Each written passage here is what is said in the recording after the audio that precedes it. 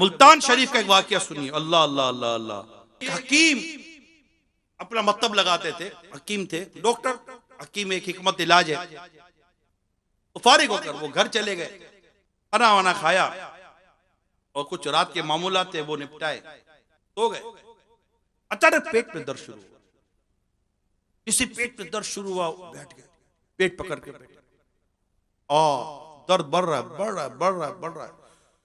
मेरी किताब में पढ़ा, उफ, पेट का दर्द ऐसा बढ़ा कि अचानक पेट फट गया। उफ, डूम, पेट फट गया और इतनी बदबू निकली, इतनी बदबू निकली कि देखते ही देखते ये बदबू महल्ले में फैल गई।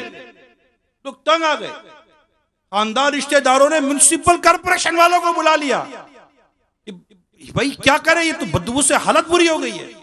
म्युनिसिपल कॉर्पोरेशन वाले आए, इसकी लाश को उठाया, जैसे तैसे इसकी दफन हो गई। अब सब परेशान। हकीम साहब थे, देखने में अच्छे भले आदमी नजर आते थे। ये क्या हो गया इनके साथ? पेट फट गया, बदबू निकली, अल्लाह की पनाह, इबरत।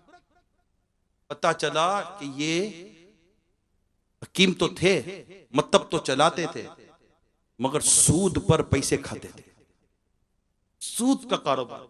और रात को ही ये किसी खातून से पैसे वसूल करने गए थे, सूद का नफा उससे दिया नहीं था तो उसके साथ बदतमीजी करके आए थे, तो वो औरत बद्दुआ दे रही थी।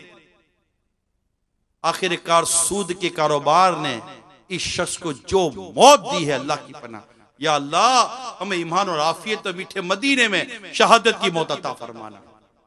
ए सूद का कारोबार करने वालों जरा सोचो। ये ठीक है, हो सकता है आप कह दो अरे यार जनाब ये बस बातें हैं, बातें नहीं है। सच बताओ, मालूमात देंगे तो पता चलेगा कि आए दिन कैसी कैसी अमवात हो रही हैं।